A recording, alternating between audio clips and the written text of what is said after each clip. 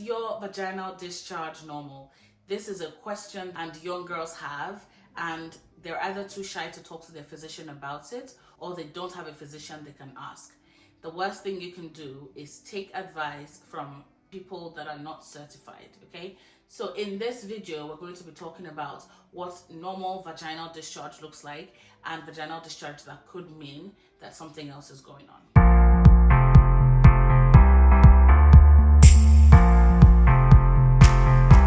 Hello, my name is Dr. Grace and welcome back to the channel. If you're new here, I am a family physician currently working in Calgary, Alberta.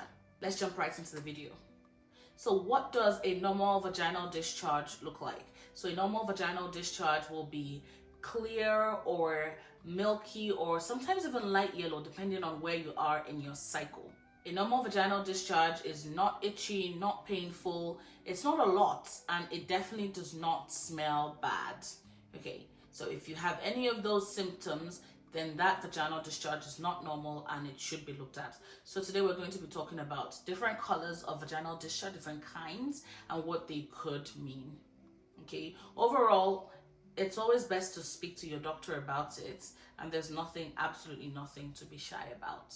Okay, the first kind of vaginal discharge that we're going to be talking about today is the kind that is whitish. Okay, so white vaginal discharge could mean a few things, and sometimes it depends on the consistency as well. It could be normal depending on what your usual is. So as a woman, you should know what is normal for you, because what's normal for you may not be normal for somebody else. And it's when that vaginal discharge deviates from your usual norm that you seek help. Okay, so sometimes the whitish ones can be normal, but when it starts to look like cottage cheese, so it's like curd-like, it's not just clear, it's got like little lumps in it, then that could mean that you have thrush or a yeast infection. Okay, so yeast is normally present in the vagina anyway, but sometimes, for example, if you have an infection and you're prescribed an antibiotic, sometimes it kills because the yeast coexists with some natural bacteria in your vagina as well. But sometimes when you have antibiotics, those natural bacteria can sometimes be affected or killed off, and then there's an overgrowth of the yeast that is already in your vagina, and that presents as a yeast infection. So basically it's an overgrowth of yeast. Now, sometimes you have symptoms. The symptoms could be that it burns when you pee, or sexual intercourse can be painful, or sometimes all you have is a vaginal discharge, but sometimes there are no symptoms whatsoever. Sometimes we only find this if we need to do a gynecological examination, which is an examination of your vagina. So how do we treat thrush or candida or a yeast infection? We treat it with antifungals because it is a fungal infection. Okay, so we treat that with a pill or a cream, or what we call pessaries, which are basically pills that you insert into your vagina. Okay, make sure you're clear on which is which if you're using pills, because you don't want to swallow a pill that's meant for your vagina. So the second kind of vaginal discharge that we're going to be talking about today is the kind that is gray. So sometimes vaginal discharge can present as dark gray to light gray, and most times that is not a normal color. Most times that's going to come with a very, very fishy smell, and sometimes the vaginal discharge can be sort of milky, watery, and that could possibly mean that you've got bacterial vaginosis. Bacterial vaginosis is a bacterial infection of the vaginal canal. It is not a sexually transmitted infection. However, it is more common in women who are sexually active. Okay, but it is not a sexually transmitted infection. Okay, so other symptoms apart from the discharge could include abdominal discomfort, pain when you're having sex.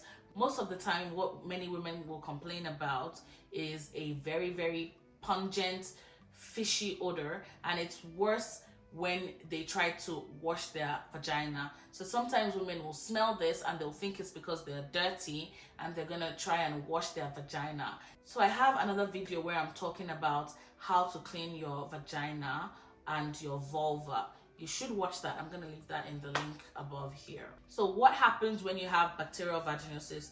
Don't panic.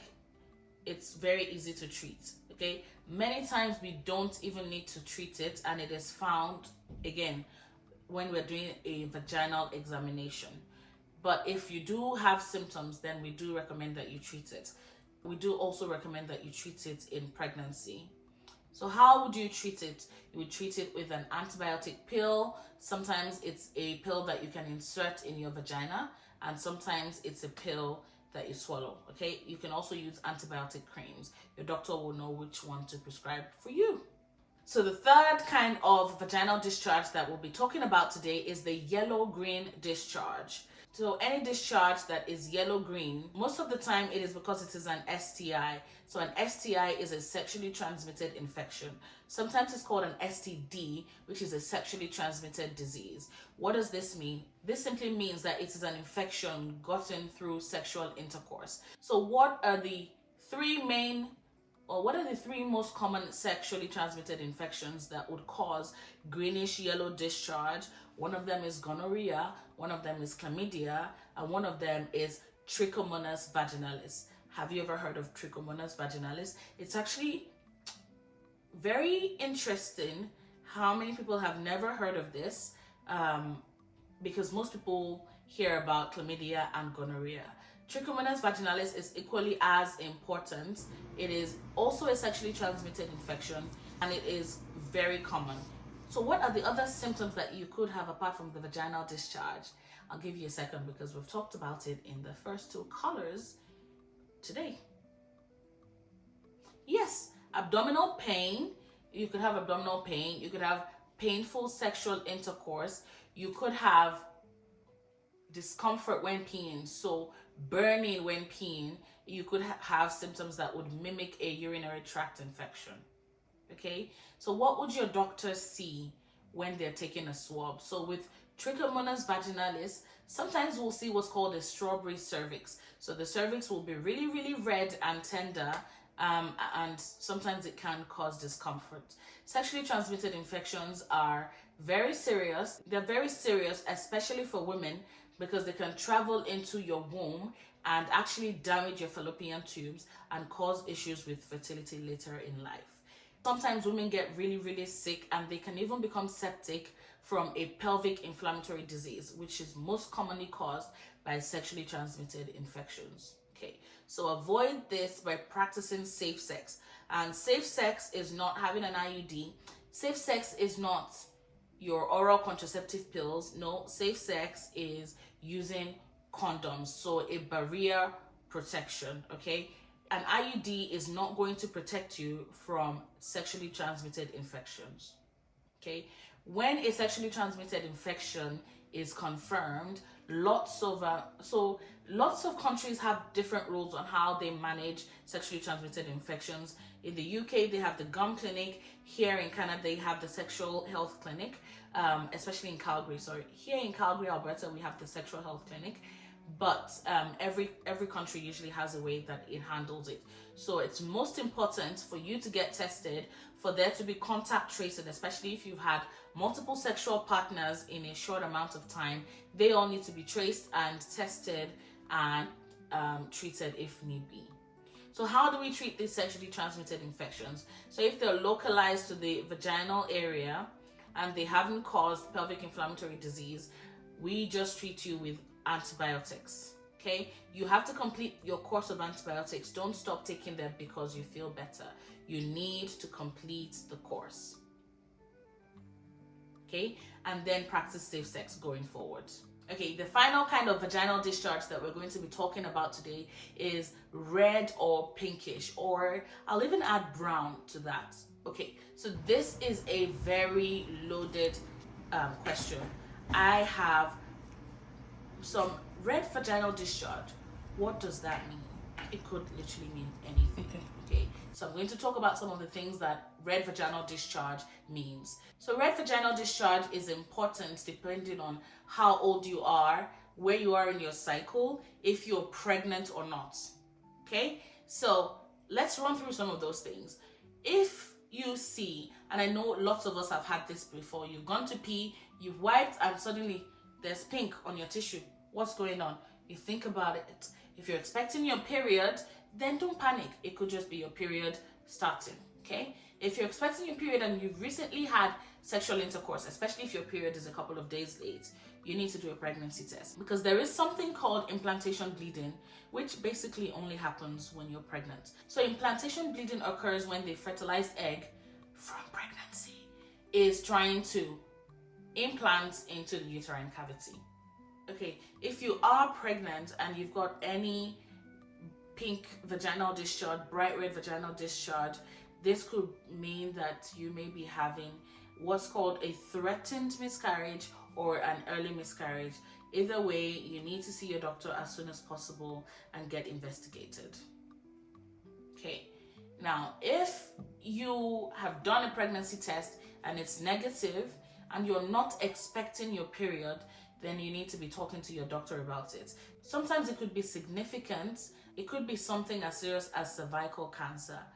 Ladies, women, I hope that you're getting your pap smears done. We talked about this, okay? We talked about this as women, all right? Get your pap smear done, okay? And if you are somebody who is sexually active, especially if you're not being monogamous, you need to get the Gardasil vaccine, okay? It is tested and trusted, and it will prevent HPV, which is usually sexually transmitted and one of the most common causes of cervical cancer, and also head and neck cancers as well. So now in Canada, young girls and boys get vaccinated with the Gardasil vaccine around the age of 11, usually in grade 6, grade 7. Some women would have missed it, especially if you're older than 32, you may have missed that. You will need to check your vaccination records, and if you're not vaccinated, then please get vaccinated. Okay, if you are menopausal, and what does this mean? Menopausal means that you haven't had a period in over 12 months, okay? If you haven't had your period in 12 months and you suddenly see any kind of pink bleeding, pink spotting, or you see any kind of bleeding, whether it's mild or not, you need to get it checked out, because any kind of bleeding after menopause is very significant. It could mean that you've got endometrial cancer, which is womb cancer. And the earlier you get, I'm always talking about this, the earlier you speak to your doctor, the earlier you get an assessment and a diagnosis, the earlier you can get treated, and the higher your chances of survival. There is nothing like one-off postmenopausal bleeding. It has to be investigated, okay? So sometimes you get a brownish discharge. Usually this is after your period is wrapping up. So your period goes from like a bright cherry red to a darker red to like light brown in the last few days. And that's just because the blood has stayed for such a long time in your vagina. Because your vagina is acidic, there has been some oxidation going on, and that's why that color is brown. So it's nothing to worry about if you are completing your period. Okay, anything outside of that, it needs to be investigated.